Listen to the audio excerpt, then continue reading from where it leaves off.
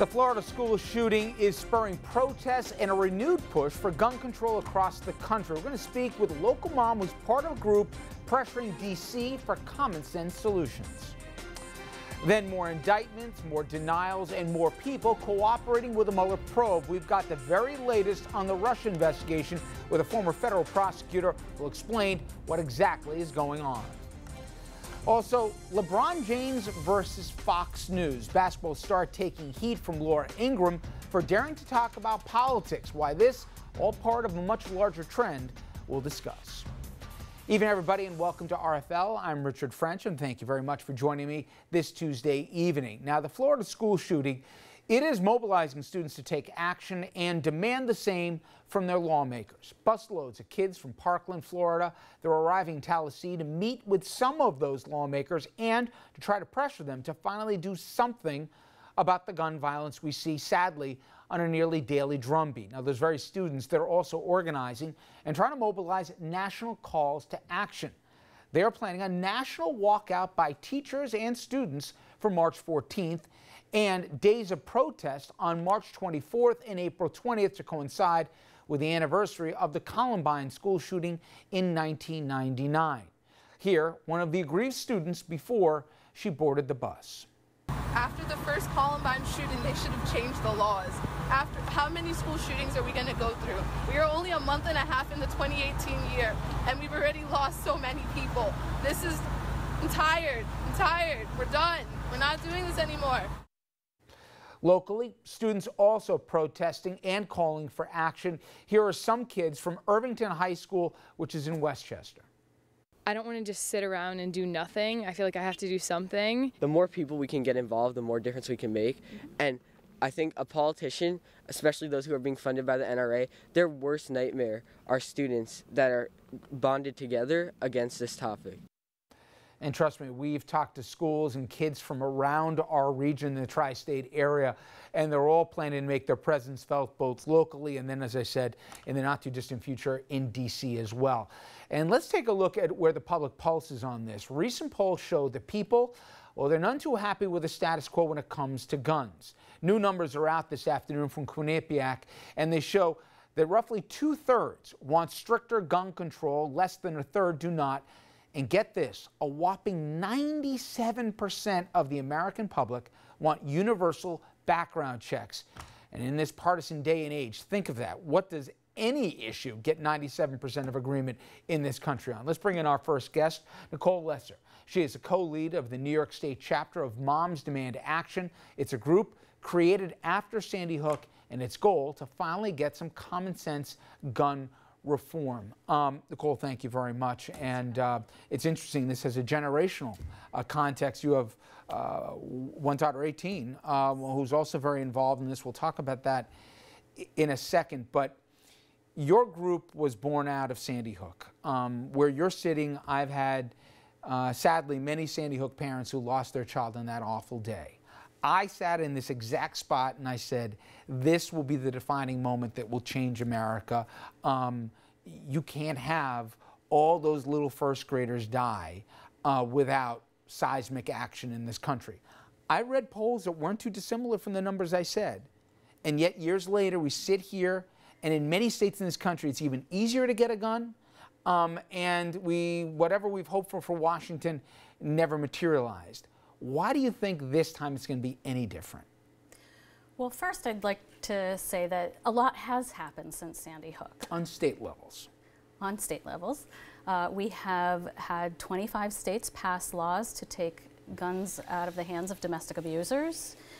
We've stopped many states from passing gun laws to allow schools on campus and schools in K-12, guns on K-12 campuses. And we know that this is really a marathon and not a sprint. And it's in these 5 years, we've gone from one person making a post on Facebook to 4 million supporters. And the last 2 weeks has been like nothing we've ever seen. So I think the addition of the teens coming out and saying that they have had enough and they're going to join us and take action really is the difference. I've heard a couple different theories as to why they think there's new momentum. One is that the scenes of the shootings. In Las Vegas, it was at a country music festival. You've seen churches in rural white areas or where this has happened. You've seen school after school. And that this is kind of like the heroin epidemic where it can happen anywhere and it's not just a problem in those communities, and I put those in quotes. There's that, and then there's the fact that these kids are the Columbine generation.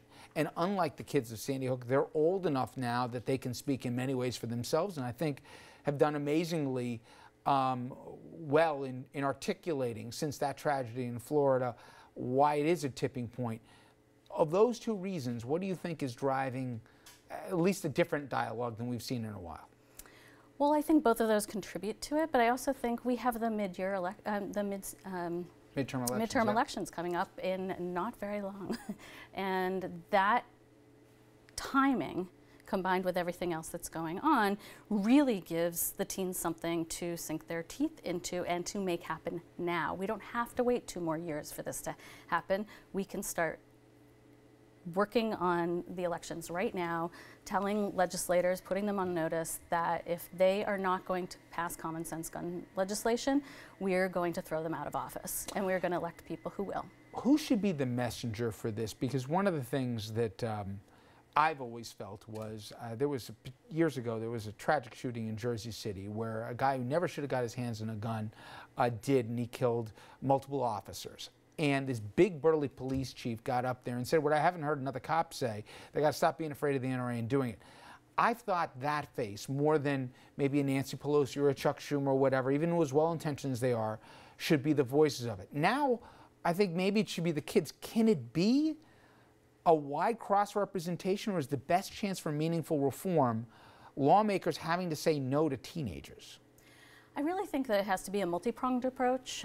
There are 18 states with extreme risk protection order bills on their ballot for this year. And I think that having teens talk about their concerns, these bills would remove guns from dangerous people who've shown signs of homicide behaviors, suicidal behaviors, and the teens can absolutely shine a light on it.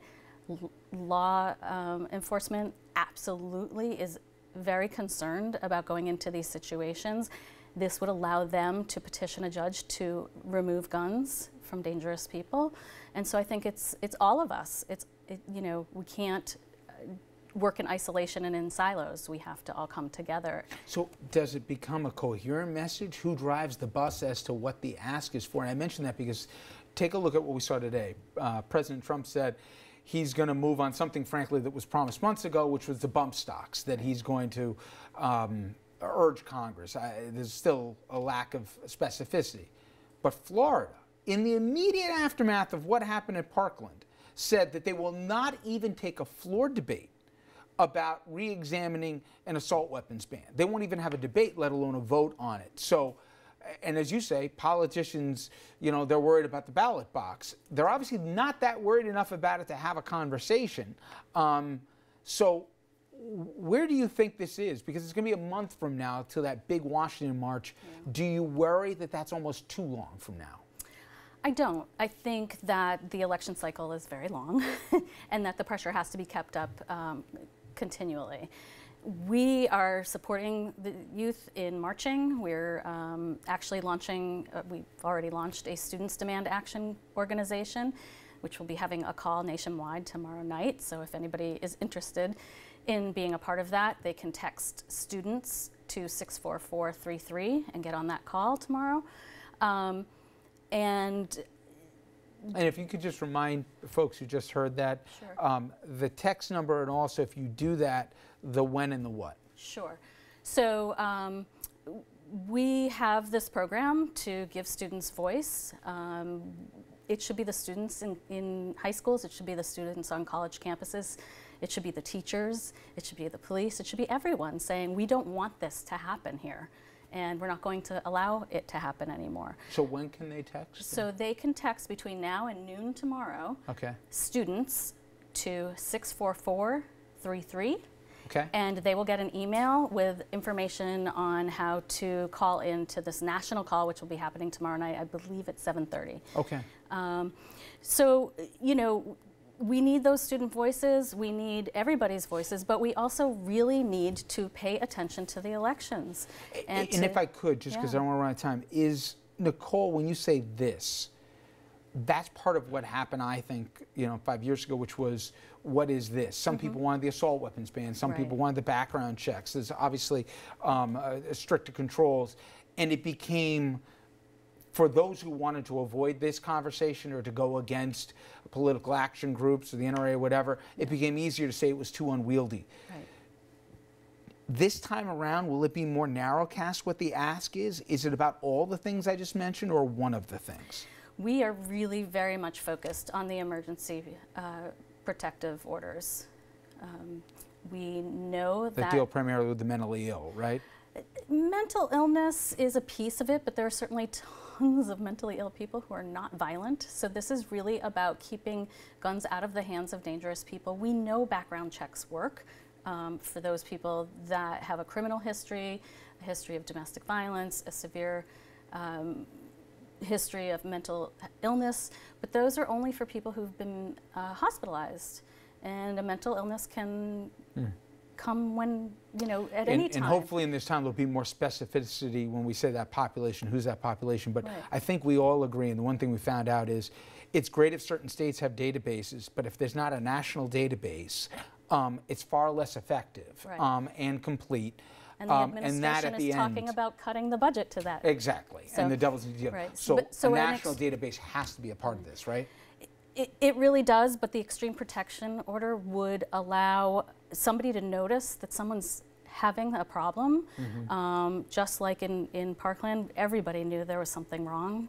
Everybody wanted to take those guns away. They had no mechanism to do it. This could have stopped this incident. And obviously more conversations, AR-15s, what kinds of guns, if any, should be re-examined for this conversation. But I'm sure it's not going to be the last time we're going to be talking. And hopefully we're just talking about change and not yet another tragedy. But Nicole, thank you. And I know you, your daughter, and so many others in our region are going to be very involved in this. And we'll give more information about that event tomorrow night here that'll culminate, especially between now and then. Thank you again. When we come back, I'm going to bring in our political panel. We're going to take a look at the issues of guns, and as just mentioned, it is an election year here, so the politics of it all. We're finally going to see some daylight for action here from Washington, or will it once again be yet another tragedy with yet again little if nothing done out of that elected body?